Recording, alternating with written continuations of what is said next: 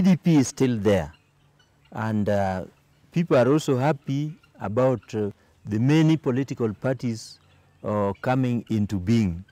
Even now, I want to say that if we can have more, the better for our democracy, because Kenya at one point was really crying and yearning for multipartyism. So that was made possible by the repeal of Section 2A of our then Constitution. And therefore, we should now enjoy that freedom of many parties. We must not condemn the other parties that are coming into our system. Yeah, let's embrace them. Let's work together as brothers and sisters. Let each and everyone who aspires to develop his or her party just sell to the public their manifestos, the good things they want to do to wananchi. Let them not sell fear and terror amongst people. Let them not blackmail others. Actually, if you are a Democrat, then you should be happy that democracy is thriving within your environment. Yeah, you should encourage people to be free and feel the fruits of that freedom, that expanded freedom, without suffocating them or muscling their ambitions. Yeah, so PDP as a party, we have now started taking it to places, and I want to believe that come next year, maybe from January, PDP will be everywhere. It is my dream that in the coming general elections of 2022, August 2022, PDP will have candidates in all the wards, all the constituencies, for all the seats that will be there to be contested. I'm still hoping that, God willing, I should also be considered to be president, because that seat, the presidency, is not a preserve for one or two individuals. It is a seat that the people of Kenya, if they decide, if they elect to put me, they can put me. If they now elect to put you or put my sister there, that is their decision. And it is within my democratic rights to dream, to have that dream of becoming a president. So PDP come next year, mimi nitakuwa natembea hapa na pale, naomba kura, na watu wa Kenya wakikubali ni Obado, mimi nitashukuru na nitawafanyia kazi kweli. Sana sana nitaangalia hii maneno ya wakulima, kwa sababu sahihi naona kama wakulima wamewachwa peke yao. Hata watoto wetu mayouth ambao wamesoma zaidi hawana kazi hata kidogo. So I'll really look into those things. Generally, the field of socio-economic empowerment, hapo mimi nikipata nafasi ya kuongoza hii nchi, hapo ninaweza angalia kwa makini sana, na naamini ya kwamba nitafaulu nikipewa hiyo nafasi. So kwa safari hii ama kwa sasa nataka kuwarai wa Kenya wote wakuje waniunge kujenga hii chama cha PDP, ambayo iko na hata slogan mzuri sana. Slogan ya PDP nasema mamlaka kwa wananchi. So power to the people. Power to the people. I want the power to be in the people, in our hands. Mamlaka kwa wananchi. So hii mamlaka kwa wananchi, ama the power of the people, is what will now enable us to elect our leaders democratically, without fear or without intimidation, without being coerced, without being blackmailed. We will elect our people, our leaders democratically. So that is my dream. And kufupi, wacha nitamatishe ya kusema ya kwamba sisi kama wanachama wa PDP kila mara na popote tutakuwa tunaimba tu amani na umoja ya watu wetu. Yeah, na itakuwa furaha yangu kabisa kama hii uchumi ya Kenya tutabadilisha, ili watu waanze kuishi maisha mazuri yenye furaha, maisha ambao kupata pesa ama mapato kwa jumla itakuwa kwa kila mtu, mamlaka kwa wananchi. For the time being is open for partnership with other like-minded political parties.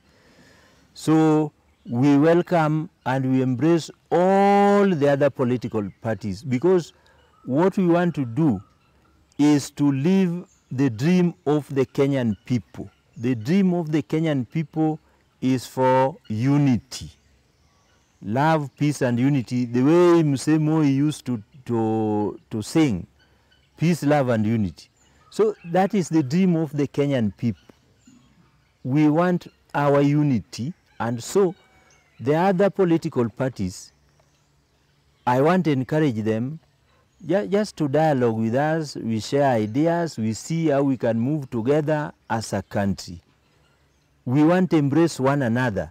We don't want to condemn or blackmail other political parties.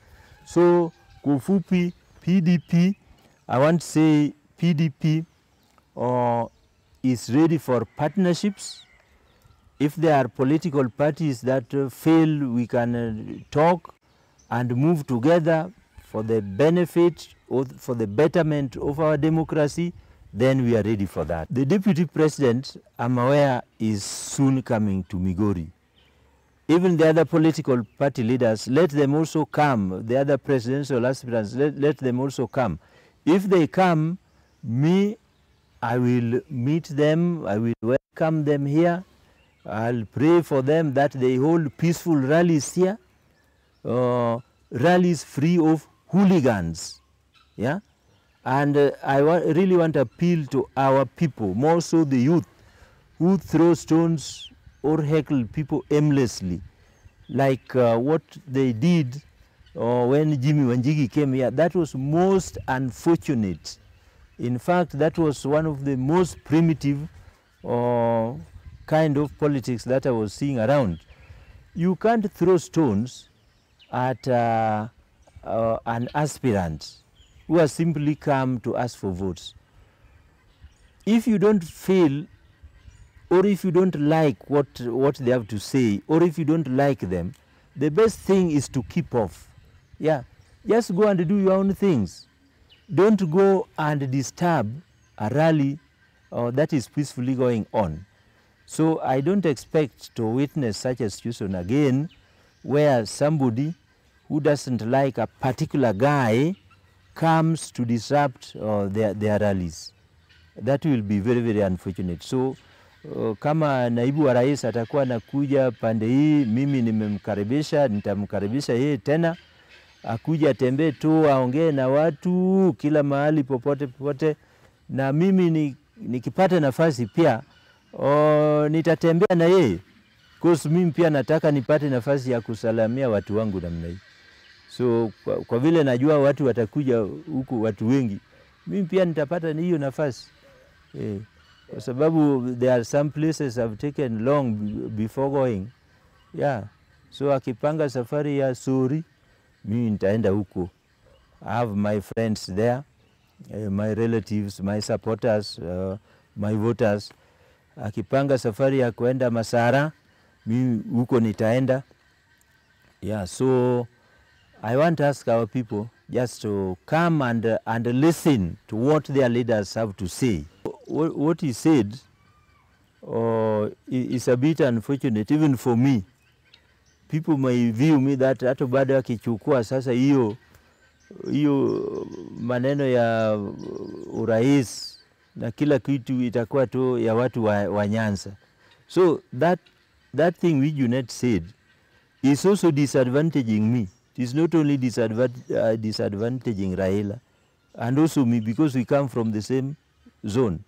Yeah, so it is as if Junet is discampaigning both me and Raila. How can you say that sasa itakuwa watu upande hii peke yako? Mimi nikiwa rais nitahudumia Wakenya wote. So Junet said a very bad statement. Yeah, that statement was not meant to assist, but outrightly that was a very, very reckless and destructive statement that shouldn't have come. even as a way of a small joke. You know, there are jokes that are carried a bit too far. Yeah, but in public, and knowing very well that they were live on TVs and the people of Kenya were watching, that was a bit reckless. Yeah, it was a joke carried too far. Yeah, and now the damage that has been caused, I think is a very big damage. Yeah, so hiyo asirudie tena, apate namna ambayo anaweza rekebisha hiyo. It was a huge it is a big blow that has been occasioned by our political rhetorics. You remember that a few days prior to, or just a good number of a good part of the period just prior to the voter registration drive, our politicians just decided to be reckless in terms of the statements they were giving. Some were saying that hapa kura zote zitakuwa za fulani. Other parties pronouncing themselves very clearly that this time round it is the delegates that will now decide on who is supposed to be given a particular ticket for whichever party. So that aspect of hand-picking or reckless statements also discouraged people from more so the young voters from going for the voters card, because most of them, I want to believe, expected that if you get a voters card, then you will have the freedom to go and elect a person of your choice. But if you are being told in advance that, oh, hapa kwetu ukichukua kura lazima upigie fulani, to me that is a factor that must have discouraged people outrightly. Then another one is that if there are only very few players in the fields, like in regions, let me use Migori for example. Migori has been known to be an ODM zone, but an advanced form of hand-picking has been done, that hapa kwa kiti fulani itakuwa huyu, itakuwa huyu, itakuwa huyu. So the number of competitors is now very much reduced. In the past, when people used to think and believe that the nominations are free and fair, so many candidates were offering themselves. So for example, if it was a seat for an MCA in a ward, then you would find maybe 10 or more people aspiring to be elected as MCAs.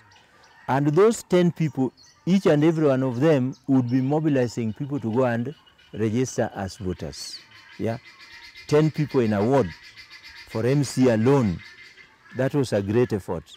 But the reckless rhetorics and statements now reduce the contest to just one person who is seen to be favorable.